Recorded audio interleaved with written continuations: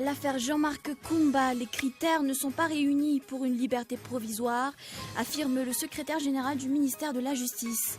Les aveux des 2 employés de l'aviation civile de Madagascar pourraient changer la donne. Le nombre de Dahal ou repentants a de nouveau augmenté. 250 autres ont rejoint les rangs à Befoutak Sud, dans le sud du pays. Ils seront réinsérés dans la société pour renforcer la sécurité, en coopération avec les forces de l'ordre.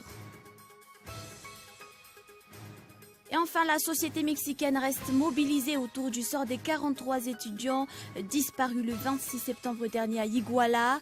Cette affaire a révélé les niveaux élevés de corruption qui lient les autorités aux groupes criminels.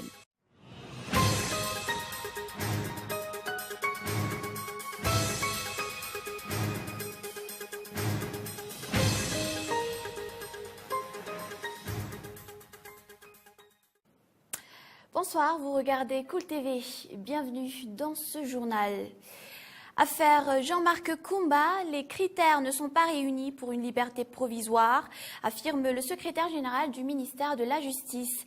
Les aveux des 2 employés de l'aviation civile de Madagascar pourraient changer la donne, d'après l'avocat Razaf Zatouf Willy.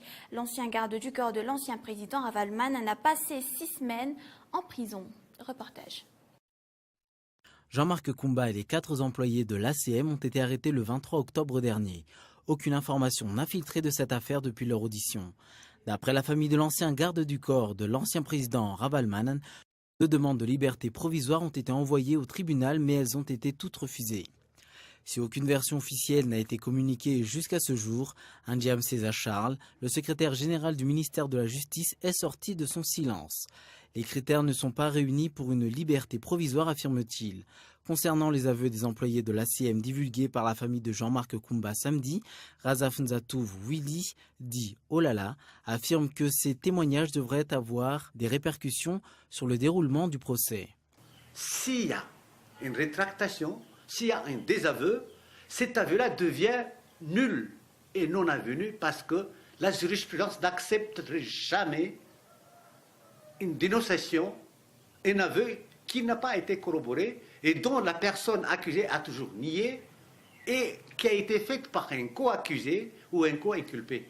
Donc, c'est déjà tout un travail qui va attendre ceux qui poursuivent les Jean-Marc Koumba et les autres, parce qu'il faut qu'ils trouvent vraiment des preuves autres que ce qu'ils ont au début, parce que ces preuves ont été rétractées, donc ils sont malmenés par les faits qui se passent actuellement.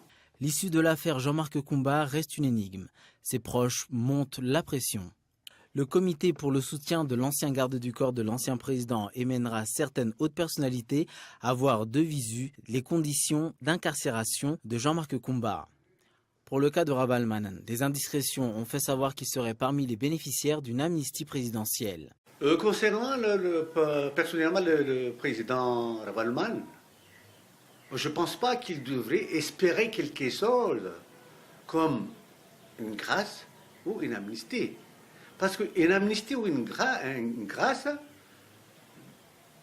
quelqu'un qui a été condamné d'une façon définitive pourrait bénéficier d'une grâce ou d'une amnistie, mais pas une personne qui n'a pas été condamnée, parce que jusqu'à preuve du contraire, le président Ravalman n'a pas été condamné. L'anniversaire de Ravalman est fêté le 12 décembre prochain. Sera-t-il toujours à Diego pour ce grand jour ? Le processus de la réconciliation nationale est au point mort. Les parties prenantes n'arrivent pas à trouver un terrain d'entente. Si la rencontre au sommet des 5 chefs de mouvement serait prévue avant la fin de cette année, la FFM n'adhère pas à cette idée. Gina Lapage. Suite au lobbying mené par le Conseil des Églises chrétiennes de Madagascar, FFKM, pour prendre en main le processus de la réconciliation nationale, c'est le silence total depuis près d'une semaine.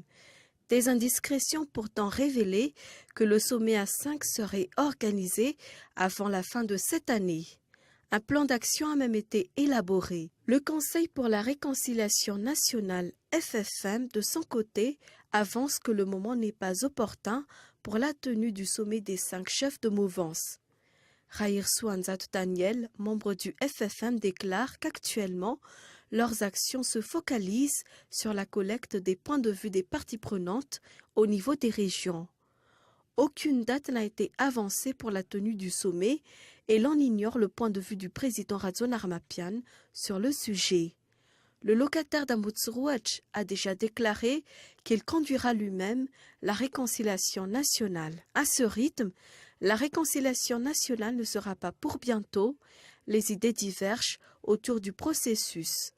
Pour les actions menées par le FFM, les actions tangibles ne seront perçues qu'à partir de 2015.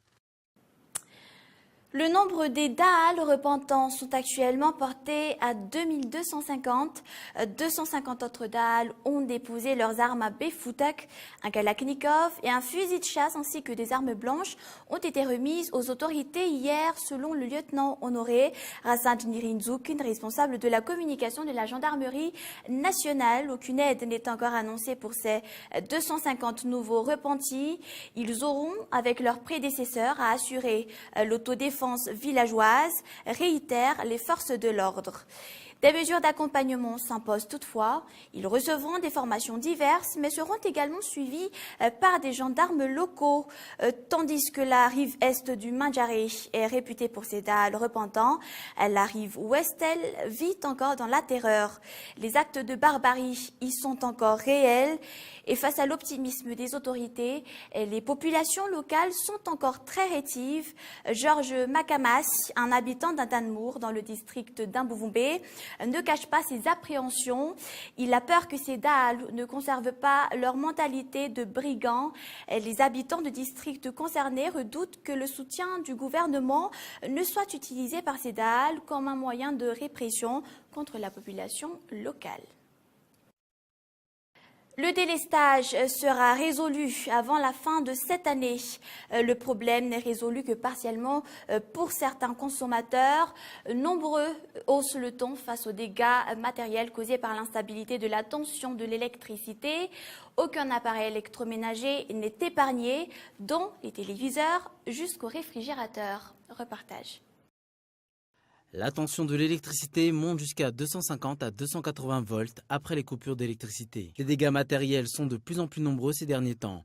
Une aubaine pour les réparateurs d'appareils électroménagers. Ils constatent en effet une hausse de leur chiffre d'affaires. Téléviseurs, radios, lecteurs, réfrigérateurs, imprimantes, ordinateurs. Aucun n'est épargné pour l'instabilité de la tension électrique. Le prix des pièces de rechange peut varier de 20 000 arrières à 60 000 arrières. 30% des appareils diagnostiqués par les dépanneurs ne sont plus réparables.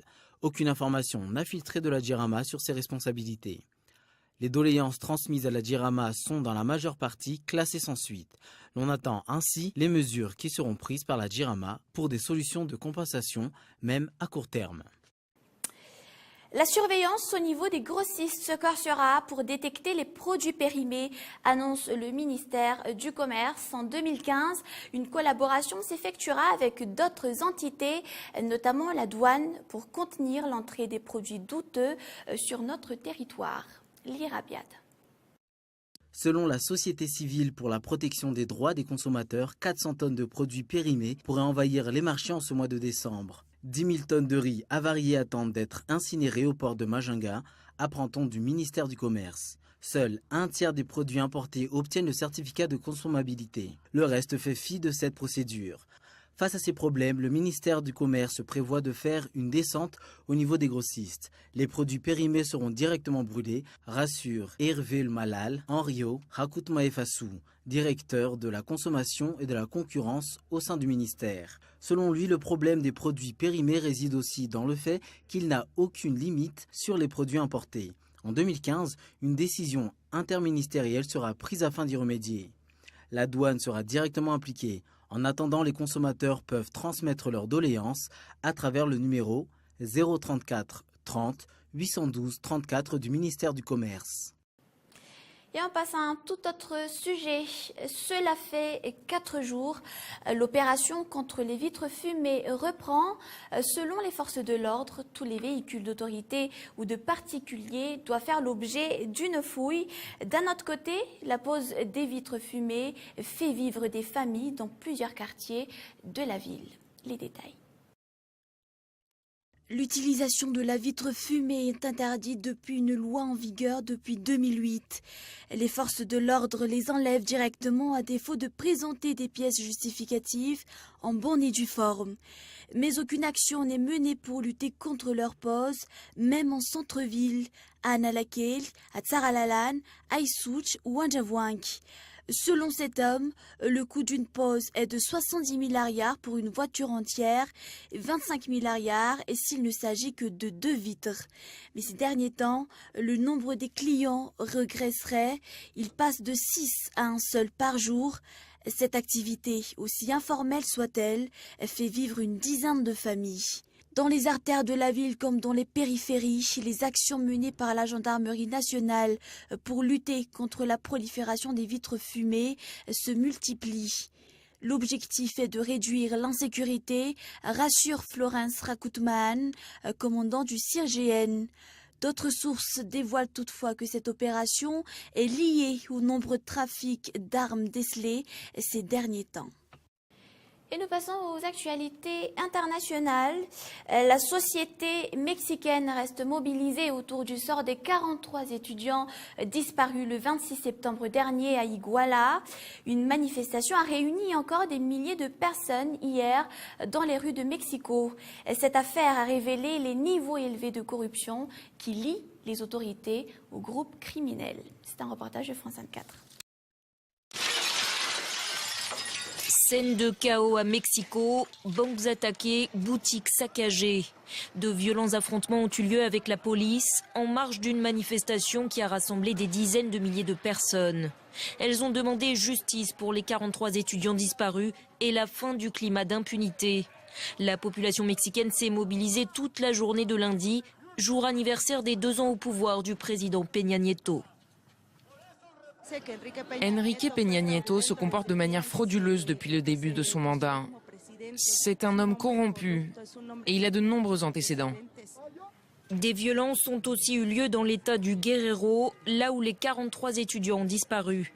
Aujourd'hui, la population mexicaine n'a plus confiance en ses institutions, en sa police, mais aussi en son président. Pour de nombreux Mexicains, Peña Nieto n'a rien fait pour lutter contre la violence dans le pays, ni contre la corruption. Alors que de nombreuses voix s'élèvent pour exiger sa démission, le président mexicain a appelé au rassemblement. Le gouvernement, le pays tout entier et l'ensemble de ses institutions, et en particulier les forces sécuritaires, doivent se préparer pour combattre de front le crime organisé. Pas sûr que cela suffise à convaincre ses concitoyens, tant la désaffection est grande envers le président. Selon un dernier sondage, sa cote de popularité a chuté à environ 40%, le plus bas niveau pour un chef d'État mexicain depuis le milieu des années 90. Joshua Wong, l'un des leaders étudiants du mouvement pro-démocratie de Hong Kong, a appelé les partisans de la démocratisation à se regrouper au cœur de Hong Kong. Mais les 3 fondateurs d'Occupy Central, autre mouvement pro-démocratie de Hong Kong, ont opté pour une stratégie radicalement différente. France 24. Il est temps de quitter cette zone dangereuse. Ce sont les mots de Benny Tai qui appellent les manifestants à rentrer chez eux. Les 3 fondateurs du mouvement pro-démocratie Occupy Central décident de se rendre à la police, devenue incontrôlable selon eux. De notre initiative, Occupy Central a décidé de se rendre à la police le 3 décembre. La reddition n'est pas un signe de lâcheté. Se rendre, ce n'est pas échouer. C'est la dénonciation silencieuse d'un gouvernement sans cœur. Mais Occupy Central n'est que l'une des 3 forces du mouvement des parapluies. Les étudiants, pour leur part, ne comptent pas reculer. Au contraire, ils se radicalisent. Ils vantent le courage des manifestants et dénoncent une police de plus en plus violente. Ces derniers jours, les heurts ont fait plusieurs dizaines de blessés.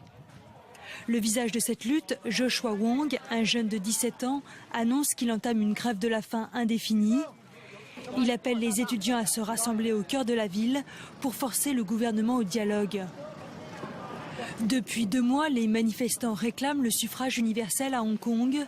Mais Pékin compte imposer ses candidats aux élections de l'ancienne colonie britannique, rétrocédée à la Chine en 1997. Je vous rappelle donc les grands points développés dans ce journal. Il y a bien évidemment l'affaire Jean-Marc Koumba. Les critères ne sont pas réunis pour une liberté provisoire, affirme le secrétaire général du ministère de la Justice. Les aveux des 2 employés de l'aviation civile de Madagascar pourraient changer la donne. Il y a aussi le processus de la réconciliation nationale qui est au point mort et les parties prenantes n'arrivent pas à trouver un terrain d'entente. Et enfin, le nombre de Dahal repentants a de nouveau augmenté. 250 autres ont rejoint les rangs à Béfoutak Sud, dans le sud du pays. Ce journal est disponible donc sur tv.cool.mg pour ceux qui n'ont pas pu le suivre depuis le début.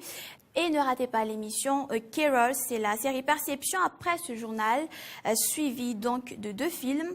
Et je cite, ce qui vous attend si vous attendez un enfant est abandonné. C'est la fin de ce journal. Merci de nous avoir suivis. On se retrouve demain à partir de 20h45 sur Cool TV. Excellente soirée à tous. Au revoir.